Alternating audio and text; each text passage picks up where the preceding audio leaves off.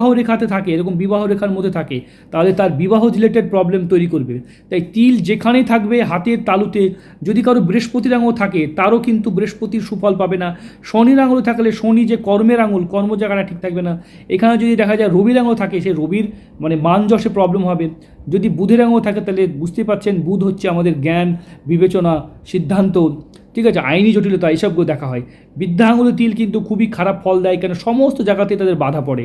এর সাথে যদি হাতের কালার ভালো থাকে, এই যে গোলাপি কালার, উজ্জ্বল কালার, তাহলে তার তারতম্য ঘটতে পারে। তবে বেশিরভাগ ক্ষেত্রে দেখা যায় যে এই তিল কিন্তু অবশ্যই অশুভ ফলদায়ক। তাই হাতে যদি তিল থাকে তাহলে সেটাকে কখনোই রাখবেন না। তিল তোলার উপায় হচ্ছে একদম টাটকা চুন লাগাবেন। টাটকা চুন লাগালেই দেখবেন তিল কিন্তু আপনার উঠে যাচ্ছে। তাই টাটকা চুন লাগালে আপনারা অবশ্যই বিশ্বাস করবেন না যে টাটকা চুন লাগাবেন, যদি এরকম ধরেন এরকম তিলটা তুলবেন, টাটকা